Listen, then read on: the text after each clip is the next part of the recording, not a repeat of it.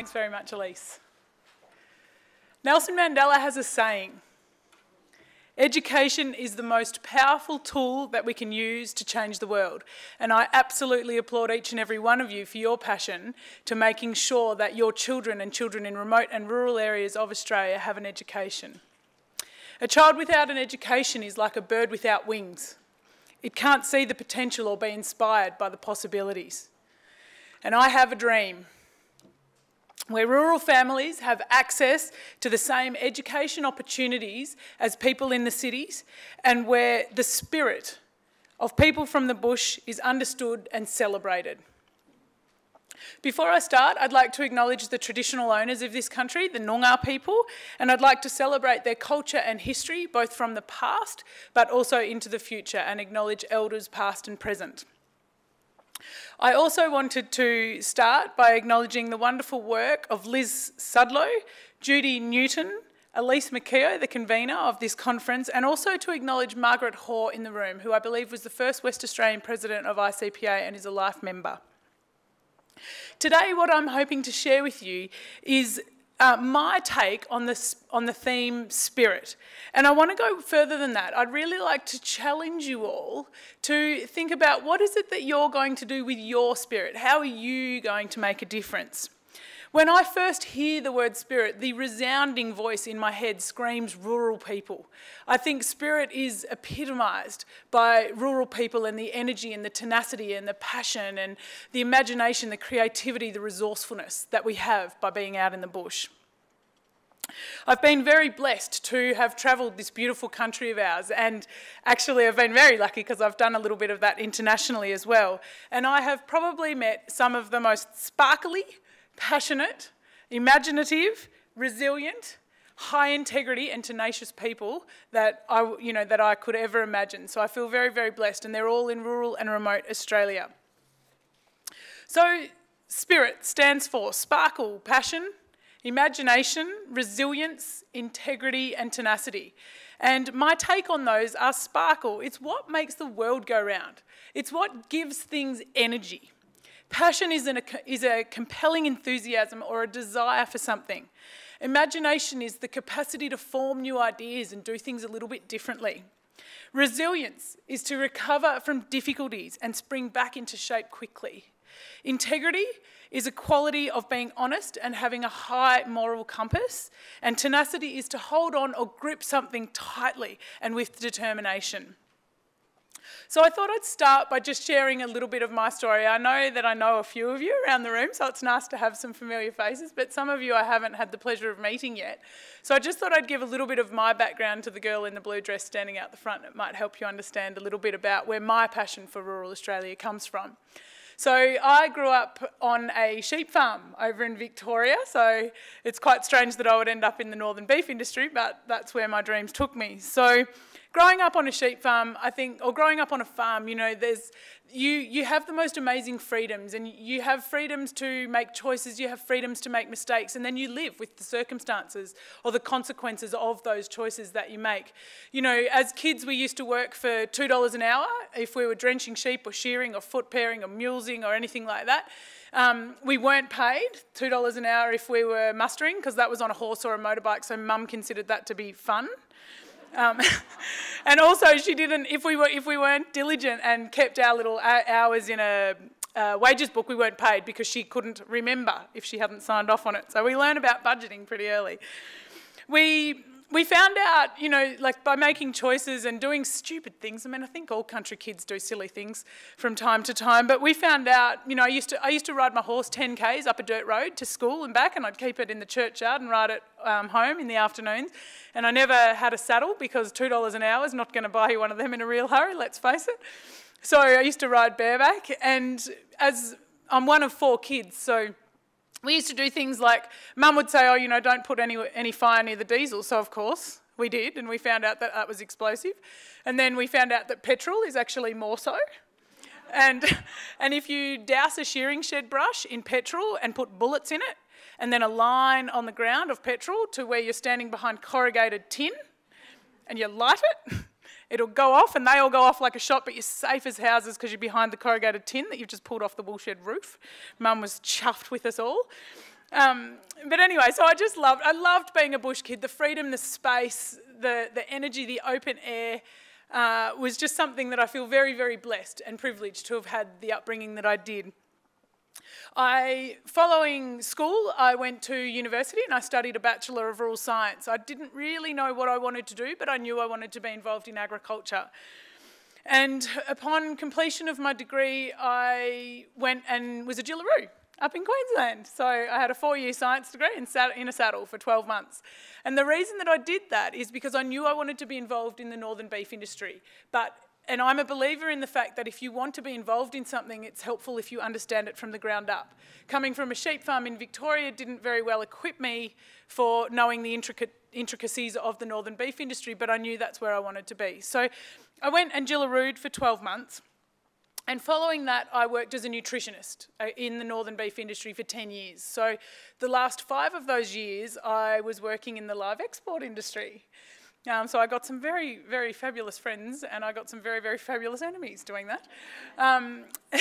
But it was the most amazing journey and I feel so just excited and humbled that I've been able to have those experiences. In the live export industry, I specialised obviously in ruminant nutrition, but I very quickly learnt that I can be the best nutritionist in the world, which just quietly I'm clearly not.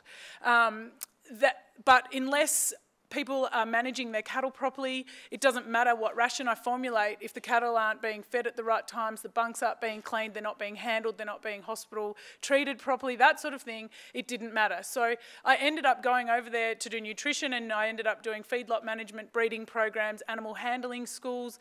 After the live export suspension, I was also doing abattoir risk analysis and auditing to make sure that our animal welfare was constantly improving. And I really, really loved that. As a result of the live export suspension, I started up a company called Influential Women as a result of my participation in the Marriot Rural Women's Award, so the Rural Industries Research and Development Corporation Rural Women's Award, which is being announced tonight, actually in Perth, so we'll have to keep our ear out for who the winner is this year. But what I did is with that live export suspension, I got cross. Sure, I got cross. I was like, how could you be so ridiculous? But then I sort of took a step back and I was like, okay, so how did this happen? Why did this happen? And what can I do about it? And I had a look around and I did an environmental scan and every piece of media that came out, farmers were starting a conversation from a place of defence. So we were aggressive or defensive to start, and as far as I'm concerned, that's not a place to start a conversation. You'll never win or win people over in support. And the other thing that I noticed is there were no women. Kirsty Forshaw did a stellar job. Kirsty and Annabelle were taking one for the team, which was fantastic. But I knew that we had a country full of women that had something to say, that are intelligent and driven and confident and everything, but for some reason just didn't have that little bit they needed to step up. So I started Influential Women to build confidence and capacity in leadership and communication in rural women so that together we can stand beside our men and contribute at that leadership end and at that representative end. I now have been given a couple of opportunities which I'm really excited about, and I can't tell you about one of them, but it's very exciting. But I've got 2 federal boards that I'm on and a half, but I can't tell you about the half. And they're all to do with Indonesia, and I'm working, and I found my way back into the cattle industry. So I'm on the Australian-Indonesian Partnership for Food Security in the red meat and cattle sector, which is working with Indonesian and Australian politicians and private sector to try and build relations with Indonesia, which is, let's face it, a little fractured at the minute. And the other one that I'm on is the ACR Commission, so the Australian Centre for International Agricultural Research. And I'm absolutely loving this chapter of my life. So doing a little bit of political advocacy, a little bit of strategy on behalf of Australian agriculture internationally. And I love talking to people like you guys and getting your ideas because it's you that I represent. And I want to make sure that I'm doing the best job that I can. So I've lived in agriculture and worked in agriculture my entire life, and I reckon I've probably had one of the best lives out there. I absolutely love every day I wake up and just feel very chuffed to be where I am. So I thought I'd start by breaking down spirit. So the first letter in spirit is S, and that stands for sparkle. And I think, you know, where would we be in life without our sparkle? I think everything that we do in life needs a little bit of vibrancy. I mean, you think about the beautiful things in life. We've got nothing better than a beautiful open night sky with the sparkle of the stars up in the atmosphere or the Milky Way. Sorry, I'm ruminating. You see the sparkle of the cobwebs in the morning that the spiders build between the ring lock and the fence, and the sparkle when the light hits that is something really, really beautiful and special. Or it might be something as simple as the sun shining and glinting off the water on a river or a dam or the ocean. I think that the world we live in, we need sparkle to survive. If things don't have sparkle, then it's very, very dull and non-sparkly. But something that keeps me sparkling every day is to have a good laugh. I think, we can take ourselves very, very seriously, and that will take the sparkle out of anybody, I think, because if you take yourselves too seriously, it's, you get really stressed. I like to hang out with people that are positive. I like to hang out with people that have courage, that show their vulnerability, that are good at telling stories, that are generous and caring. And that to me epitomises sparkle. It's sort of beyond the physical thing. It's more an energy thing. And you can see, people's eyes when they smile and they sparkle, and that is just such a gift. It gives you a lift. It's funny, really, with my passion for sparkle, that I would end up working with rural women, who are some of the sparkliest little beings that I know. So to be completely sparkly, though, it has to come from within yourself. So you have to believe in your sparkle that you have within you. And if for that to be the case, sometimes it takes a little bit of self-care. If you don't believe that you're sparkly within yourself, you can put on a little bit of sparkle to start with, but eventually you're going to come unstuck. And I know this from personal experience, because towards the end of last year, I became very unsparkly. I got very tired and worn out. And to be honest, I don't know what depression is, but I was pretty much there, I'm pretty sure. Like, it was not a very pretty situation for me to be in. And I realised, like, some people would look at me and they're like, but Catherine, why would you lose your sparkle? You've got freedom, you work for yourself, you don't have a boss, you get to travel, you get to stay in hotels, you're a platinum frequent flyer, what could possibly be wrong? But it's interesting because quite often we hide our lack of sparkle by putting sparkle on the outside and not having sparkle on the inside.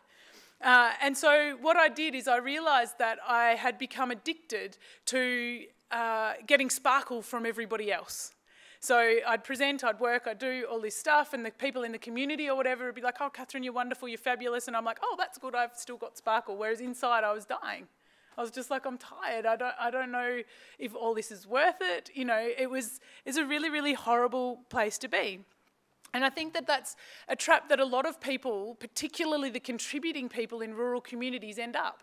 You put on a face to the public, which is sparkly, but inside you're exhausted and you're tired and you think, oh, I just need a break.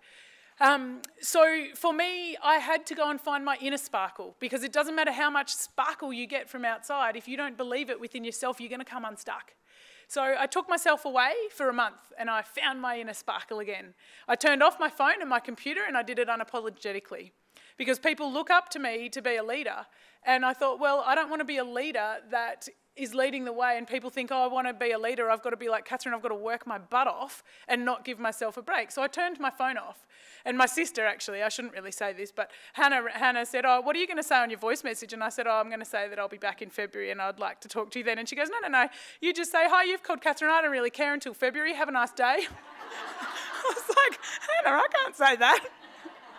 But anyway, I needed to.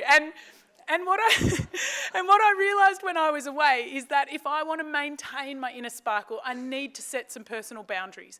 I need to get some self-care involved in there. So I did, and I got a little self-care plan for myself, and it's really simple, but I do it every day. So every day I meditate for 10 minutes every morning, and I do my little exercises, my push-ups and sit-ups and stuff, and I also came up with a plan that I don't work between 7 a.m. and 8 p.m. I mean, oh, no, I do lots of work then. So I also have a nighttime job. No. And I try and really stick to that. So if I find myself working outside those hours, I question myself. I'm like, Catherine, you're doing it again. You're becoming inefficient. So something needs to change. But I think when you're losing your inner sparkle, it's change is absolutely paramount. You need to change something. And it might be something simple like picking up the phone and calling a friend that you haven't for ages. It might be something about changing your routine in the morning, or changing some staff, or changing the way that your schoolroom looks. It might be setting aside one night a month rather, to have a date night with your husband. But just something that is going to recharge your inner sparkle, because for rural people and rural contributors in communities, it is such a shame when you lose your inner sparkle, because you can keep your outside sparkle going for a little while, but eventually it will dim. And I can tell you now, the world is nowhere near as vibrant a place when rural people lose their sparkle. So that's my little thing about sparkle, is look after yourselves. The next one is passion. So the P in Spirit stands for passion. And I think you guys have got it in spades. I think with regards to passion, it's kind of like butterflies. You know when you get nervous in your tummy? What you've got to do is teach your passion to fly in formation, take you where you need to be. Because they say that if you're passionate about what you do in life, you'll never work a day in your life. And I think that that is a fantastic thing to live by.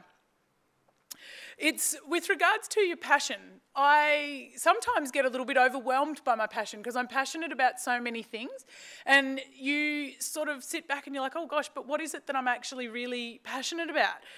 And it's important that we recognise that you can actually be passionate about a lot of different things, but you aren't able to fulfil all of those passions all at the same time.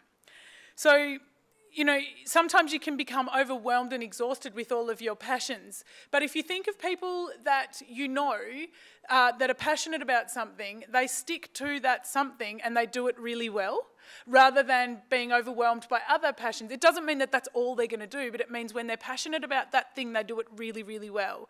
So you look at the likes of Nelson Mandela. Now, he was passionate about equality. So that's what he is known for. Then you look at people like Elise McKeough. And she's passionate, she just ducked. She's passionate about rural communities. We've got Kirsty Forshaw, who I know is absolutely passionate about the northern beef industry and live export. And we've got Roxanne Morrissey in the room, who I know is passionate about ICPA, and what a difference all of those people are making in that space. It's really interesting because in my workshops, one of the questions that I ask when I get people to introduce themselves is, what are you passionate about? And it's unreal that a lot of people go, well, I don't know. I don't know what I'm passionate about. And it's this sort of thing that you've got to be passionate about something. Well, you know, do you? Like, is there, I mean, yes, I believe that you do, but don't put so much pressure on yourselves. I think with regards to passion, I think rural people share a lot of passions. I'm passionate, for example, about sustainable environments. I'm passionate about eating and producing healthy food. I'm also passionate about photography. I'm passionate about working cattle and horses. I'm passionate about travel. I'm passionate about people that have different cultural backgrounds to me. I'm passionate about learning. I'm passionate about music and trying, like heck, to teach myself guitar off YouTube at the moment. It's not pretty. I do live by myself. When I'm home, I'm by myself, so it's okay. And I think that all of you probably share a lot of those passions. But, you know, how do you address all of those passions and be effective? Well, the answer is that you don't at the same time. There's periods in your life where you can concentrate on different passions, and it's okay to change them. So I am still, and always have been, very passionate about the cattle industry. But for 10 years, that was the passion that I chose, and I took that very, very seriously. And I'd like to think that I made some difference. I then moved and changed because the environment around me changed, and I thought, rightio, so now I can channel my passion for rural women. And so I've been doing that for 3 years. But then as my passion has changed and the environment that I'm working in has changed again, I've become passionate now about political engagement and advocacy on behalf of rural Australia, not only to the federal and state level, but also internationally. And so I'm able to do that. While I was fulfilling my passion for rural women, I had to let my passion for the cattle industry go a little bit. And that's okay, because your passions can change and flex and move with the environment that you work in. I think it's fairly fair to say that at the moment, all of you would be fairly passionate about educating your kids. And celebrate that. Do it. It is the most important job on the planet, to provide and fight for your kids and your children and their education is the most important thing that you can do. I think often what we do in life is we compare ourselves to other people. And, you know, people say to me always, oh, but Catherine, you're off doing this and you're doing that and I'm just educating my children. I'm like, whoa, just cut that out. Straight up, that's not okay. But educating your children is the most amazing thing that you can do. And what people do when they say things like that is that they're comparing themselves to somebody else. And you can't be somebody else. Be yourself. The world needs you for who you are, your skills, your experiences, and what you have to offer. And if educating your children at the moment is it, run with it. Because I can tell you right now, educating children is the most important thing that anybody can do and invest in. It's, you know, when we compare ourselves to other people, there's always going to be someone who's smarter, prettier, shorter, fatter, more rich, more poor, has a bigger station, more cattle, better kids, you know, whatever it is. And you can become, well, I don't know what better kids are. My poor mother missed out, bless her. No, but it's, you know, you can't live your life comparing yourself to other people because you'll never be happy. There's always going to be someone who's better or got more than you do. And I think Oscar Wilde probably summed it up the best when he said, be yourself. Everybody else is taken. And I love it. I love that saying so much. I think, like with where you're at the moment, and I'm hoping to be able to represent you, I'm so proud of all of you for your passion and your dedication for educating not only Australia's future, but agriculture and rural Australia's future. So if I can get you all to give yourselves a round of applause, that'd be great.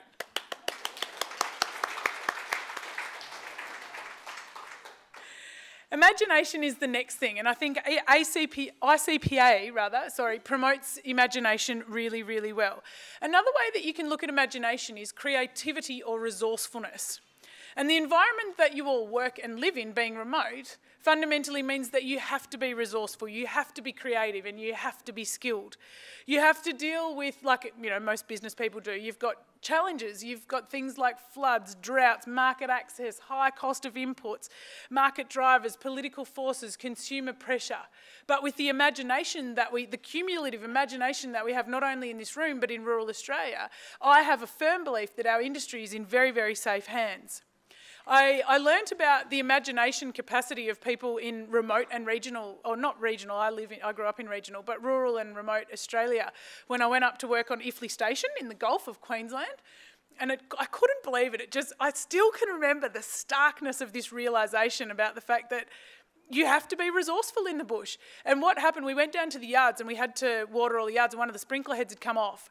And we needed to fix it because otherwise water just spouts out and it was buggered. So we went back to the shed and we had to get a 2-inch male part that had a bit in the middle. I don't know the technical terms, but basically we had to get a 2-inch male end, stick the sprinkler in it, and we'd be away. But we didn't have it. So we had this box of poly and gal.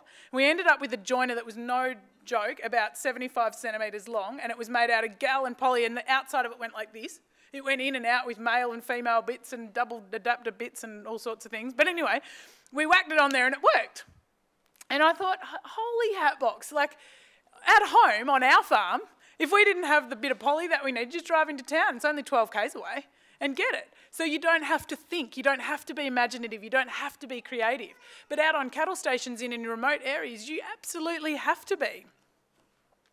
Another topical thing that I wanted to sort of cover off on with using your imagination is lobbying government. It's really, really important to look at the environment that you're working in with regards to lobbying government, because you don't want to be the same as everybody else when you're going to lobby politicians. Because 90% of people that go to lobby politicians go in there with a problem and a whinge and a bitch and how something's not good enough for them. Yeah? So don't be that person.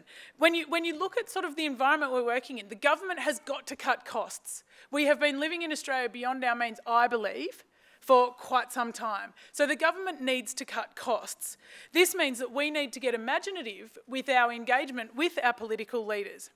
And that might mean speaking from a different standpoint, or maybe having some empathy, trying to understand what it is that the politicians need to help us with what we want, or indeed need. So we need to, No, that's all right. So we have to get imaginative and we have to create empathy with our language. Let's face it, it wouldn't be a speech of Catherine's if I didn't manage to wangle language in here somewhere. Because my big thing is that language is able to shape the perceptions that you form, and perceptions shape feelings and beliefs is what people are going to act on every single time they make a decision. So I used to do things like I used to get my hair cut here in Fremantle. And Fremantle is a beautiful part of the world, but they're a little bit hippie, perhaps. And so I used to sit and get my hair cut, and I would talk at the top of my lungs about my role in the East Asian beef industry. True. And I used to say to them, oh, and it's wonderful, I work with farmers on the ground and I'm improving animal welfare and I'm doing this, and oh, we're helping them with their breeding, and oh my goodness, it's so wonderful. I taught them how to grow veggies the other day, that was great. And, you know, and I'd talk to them about all the positive changes that we were making by working in the Asian beef industry. And about 15 minutes later, without a shadow of a doubt, someone would pipe up and go, gosh, you must hate the live export industry. I'm like, oh, that's the industry I'm talking about, actually. That's the industry that I work in. Oh, well, heavens above, daggers start flying. But I had managed to use language to create a perception which allowed me to have a conversation. If I had walked in there and said, oh, yeah, I work in the live export industry, how far do you think I would have got? They would have shut me down straight away. Yeah, yeah. The scissors might have slipped. No. Anyway, but like what I want you to understand is that you can use those same concepts when we're trying to engage and create empathy with our politicians. So if you go to Canberra and you say, I want, I need, you need to do this, stop that, how far do you think we're going to get? They'll just shut you down. They switch off, ears off, ooh. And they're not going to listen at all. So what do I mean by imagination within the role of spirit? I've become quite good friends with the Honourable Barnaby Joyce, the Federal Minister for Agriculture, and it is so lovely to meet a minister that actually genuinely cares about his portfolio. And he lives it, he breathes it, he genuinely wants to do the right thing. But what becoming good friends with Barnaby has enabled me to see is the way that the political system works. So he, you know, to me, the cattle industry is something I'm still really passionate about. So that's my world, is the cattle industry. And he has things from cattle to acorns, to lettuce, to fisheries, to forestry, to animal welfare complaints, legislation around biosecurity. He has trade within Australia in Coles and Woolworths. He also has trying to develop international relations. He's trying to decrease red tape while stop mining on the Liverpool plains and build bridges near Dubbo to get things to market. So then I come in and say, well, you need to do this for the cattle industry. And he's like, I beg your, what? So I said to him, I asked him in passing the other day, you know, Barnaby, what are we going to be doing about the, you know, the cattle industry at the moment with the politics around Cattle Council and ABA and MLA and everything? And he's like, Catherine, I don't have time to be dragged into this business. Find me a solution. And I thought, thank you, that's a gift right there. And we can use that gift with any engagement that we do. We need to be solutions focused rather than problems focused. And I read the submission that ICPA did to the Higher Education Bill, Amendment Bill, and it was awesome. You guys are to be absolutely congratulated. It was fantastic.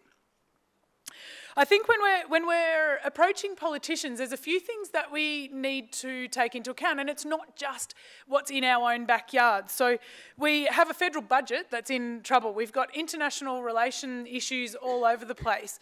We've got a population that's more removed from rural Australia than they ever have been before. So 30% of our country was not born here. So we're not only geographically removed, we're generationally removed from rural Australia. We have a media sector that sells news based on negativity. So any story that rural Australia gets in mainstream media tends to be of negative, which puts us in a victim's mentality for people that are not lucky enough to be in agriculture. We live in a time which is really information rich and knowledge poor. And time poor. So people aren't actually really interested in anything unless it fundamentally affects them. We have politicians that are unaware of exactly what's going on in your backyard. So we need to have conversations. And we also have a blame mentality. And I think the blame mentality is interesting because it's human nature to blame someone else. It's much harder to look at yourself and go, ooh, what role did I play in that? You know, it's really easy to blame broken relationships, broken systems, politics, market prices. You can blame your horse, your dog, the weather, blame your mother if you like, but fundamentally nothing's going to change unless you actually take some responsibility and decide that change is needed.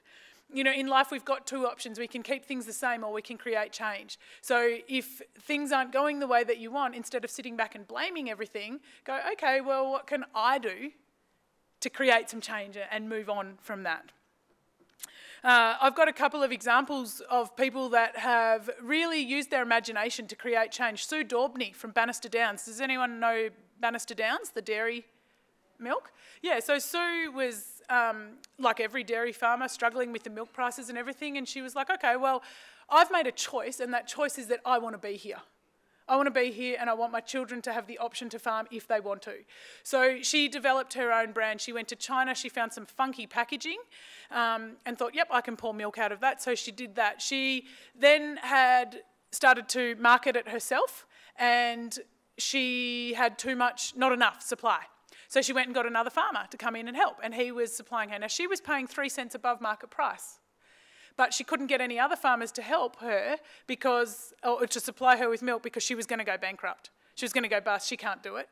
Well, now she's got Gina Reinhardt, who's invested in Bannister Downs. So through imagination and ingenuity and creativity and some drive and determination, she's created a smashing business for herself and a great example for all of us to look to and go, well, you know what, I don't have to take no for an answer. The ICPA is another body that's giving solutions where solutions are needed. So they've put in the submission, as I said earlier, for the Higher Education and Research Reform Amendment Bill. And I've read it, and it was really, really positive and proactive. They're increasing their membership by offering collaborative voice for the way that people's ideas and whatnot in the bush.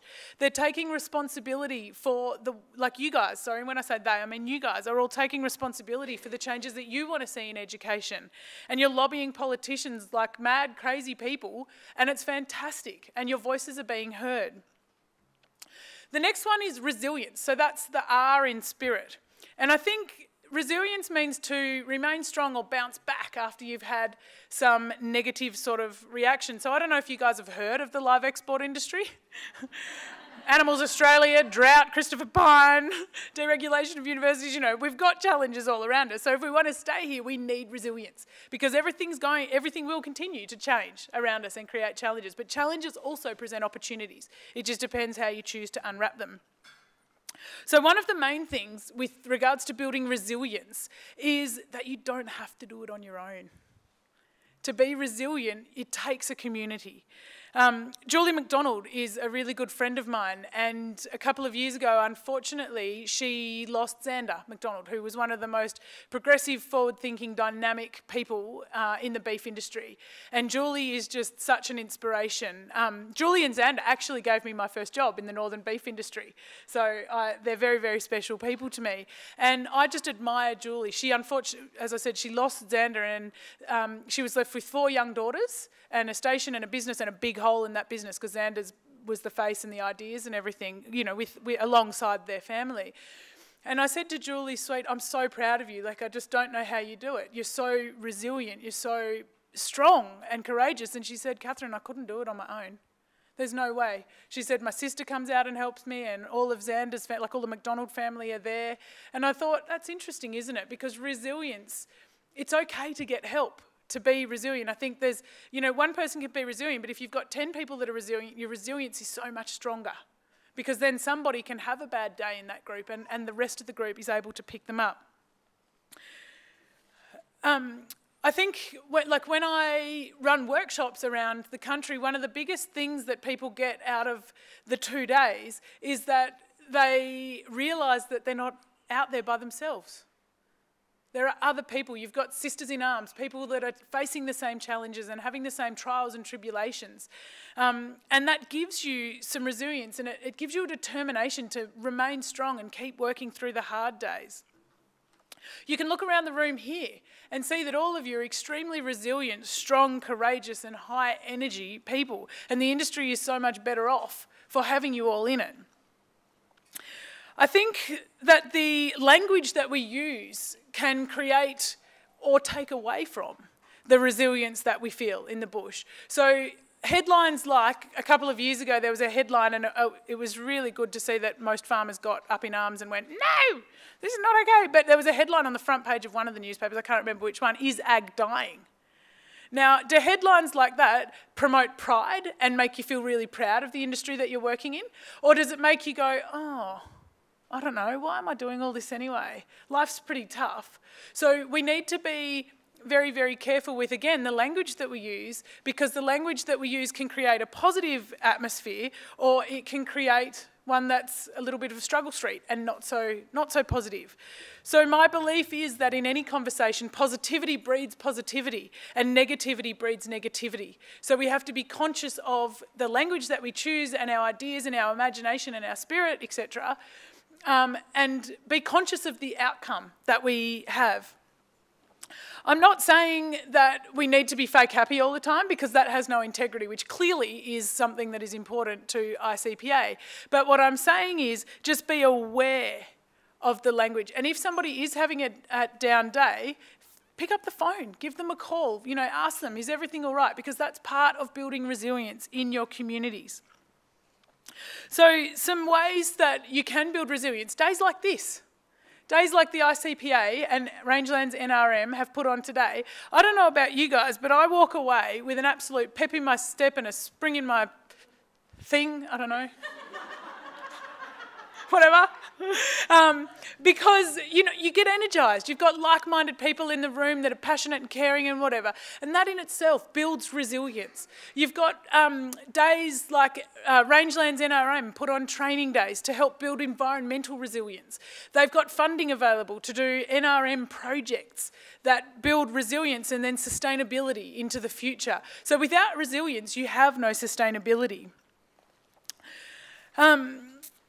If you can't get to courses all the time, or you can't get out, there's a wonderful thing now called social media, which can drive you mad, but it can also be a beautiful gift, because if you are isolated, I lived on a station, not on a station, on a farm south of here a couple of years ago, and I had no mobile service, no nothing, but I did have satellite internet. So I was able to decrease my social isolation by using social media, which kept me bucked along, and I'm excited to meet Raylene Hall. See Raylene Hall, we've been friends for ages on social media. She does a great job. So it's scary at first, but give it a crack, because it's a way that you can build resilience, not only within yourselves, but within your communities. Integrity is the second I, and it's about being honest and having strong moral principles. And I'm going to take a little bit of creative license, because I actually think inspiration also needs to be in there, so I thought I'd pop that in. And I've thought long and hard about the integrity one, and it is so important. And I think people from the bush have probably got some of the sharpest, most attuned BS detectors in the world, because if you've got no integrity, you're going to be talking a lot of BS, and you don't last long in the bush. So people in the bush have got some of the highest integrity of any person on the planet. I think integrity is really, really closely tied with trust. So if someone has no integrity, I'm certainly not going to trust them. And trust is really, really important in anything that we do. I think with regards to inspiration, something that is really, really important to me, and I'm sure to all of you, is sharing stories. You have all ended up in rural and remote Australia, and I can guarantee every single one of you here in this room will have a phenomenal story to share. And I would encourage you all to share those stories. I don't think there's any greater gift on the planet than being able to hear where people have come from, how they got where they've got, their struggles, their trials, their tribulations, their achievements, their vulnerabilities, their thoughts, their lessons, their experiences. Jane O'Fawkes-Taylor from Ewan Station this morning told us about how she grew up with School of the Air on an HF radio. I mean, how inspirational is that, just knowing what used to be and now what we've got now, and the fact that she's built and contributed over the years and is still contributing to this amazing industry. So, stories have so much capacity, and you never know when your story is going to give someone that pep in their step that they need to keep going. Books like People Like Us that Kathy has pulled together and the other people in ICPA. I can't wait to read that book, because it'll be all about people's stories. And when you hear and read of what people have been through and what they've achieved, you can't help but be inspired and uplifted. I'll share a couple of stories with you, which goes back to the sparkle and having a bit of a laugh at yourself. So I do a little bit of public speaking and quite often will come unstuck, as I did earlier. Before, I think I'm just saying something silly. I can't remember what I said, but everyone laughed. So I tell this story about working in Indonesia. And I work really hard, and I now speak the language on and off. My grammar is appalling because I learned it in a feedlot, but people can understand me. But I was determined to teach myself the language, because I thought, if I'm over there, I want to respect their people, and I don't, and I want to create change. So the change that I need to create is not with the managers in the office that speak English, it's with the blokes that are actually feeding the cattle and whatnot. And I was in the back of a feedlot one day, and I needed to wee. And and I said to one of the ladies, "Oh, excuse me, can I please borrow your scooter? I know, go and powder my nose."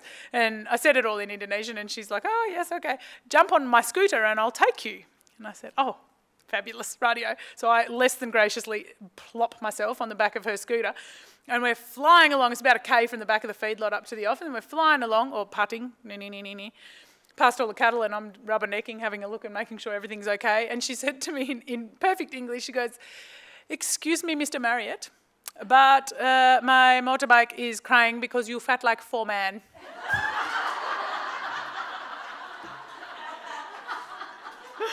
I was like, fabulous. I wasn't going to tell you the other one, but I will, because it's funny.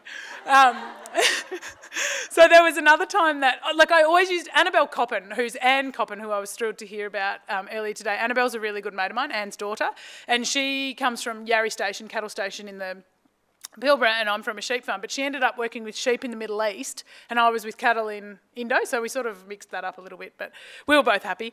Anyway, we used to have a quote of the tournament where we'd come back and say, "Oh, this got said to me," and we used to just laugh. And this was another story where I was looking at stocking rates with cattle under palm and for breeding projects over there, and I had another Australian guy who was a consultant with me at the time, and I always used to tell him what I'd been told, and he's like, "Maz, they don't say things like that." I'm like, "They do. I couldn't make this up. Like, I promise I'm not making it up." Anyway, I was talking to Pak Dwi, who was the breeding manager, and I said to him, we were looking at 2 legumes, and I said, "But Pak Dwi, you say that the cattle will eat this one, but they won't eat this one. To me, they look exactly the same." And he flipped one of them over, and he goes, "No, you see, Catherine, this one here, it has hair on it like your upper lip." They don't like this one. I was like, and Jamie, who was the bloke that was standing there with me, he's like, "Snap, that's totally one of those things, isn't it?" I was like, "Yes, totally." Anyway, so by sharing stories, you have the capacity to create some beautiful memories. You can create some inspiration. You can create some understanding and some empathy. And I think sharing stories, but sharing stories with integrity, you have a massive capacity to inspire somebody else. Tenacity is the last one, and that is to hold on or grip onto something tightly and with determination. And I heard this morning 3 very, very powerful words about ICPA, and it was ICPA doesn't give up. Now, those 3 very simple words create some real purpose and some real energy and a belief that you can do absolutely anything. And I think that sums up tenacity. I was quite tenacious at school, and I think my tenacity was that I was determined to hold on to my freedom at any cost. And I was at boarding. I went away to boarding school. I was very lucky. I got to go away to boarding school. And a couple of years ago, I spoke at the National Rural Women's Coalition Conference in Canberra, and I opened I don't know what I did. I did some speech, and one of the girls.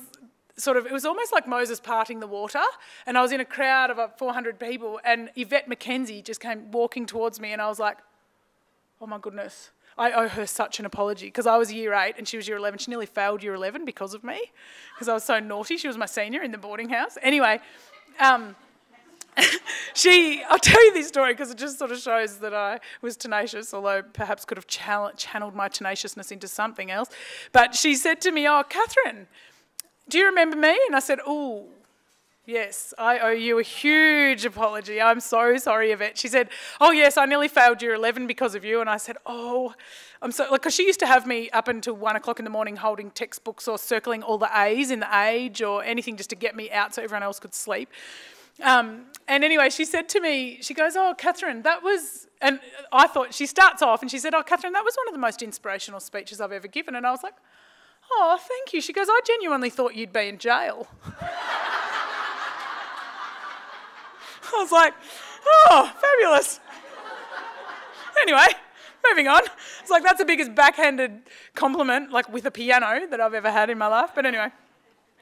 So something else that I can share about tenaciousness, and I have been so blessed to have my mum. My mum, last weekend, we celebrated 25 years without our beautiful dad. And that was such a milestone for us because Mum had 4 kids and a farm, and we were aged 5, 6, 7 and 9 when Dad died. And we have been through so much as a family. We've nearly lost the farm twice. We've been through fire. Our house burnt down 3 years ago. We've been through drought, flood, disease, management, markets, ups and downs, the wool, like just everything. And Mum has been so determined to hold on to that farm for one reason, and that was for her kids.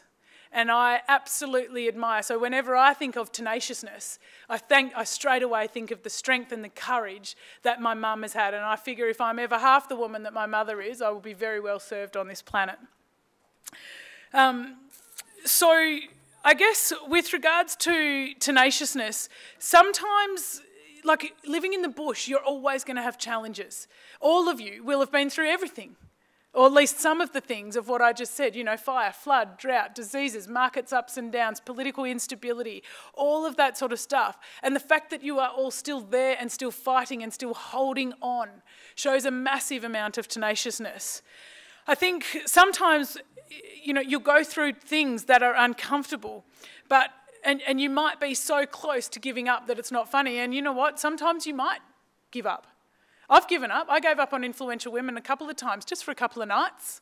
And then there was something about me, and I was like, "Oh, I can't. I just got to keep going." But it's the ability to work hard and have courage and flexibility and inner strength. And it means that you have the ability that when you're kicked in the guts, you get back up, and you get back up and you fight again.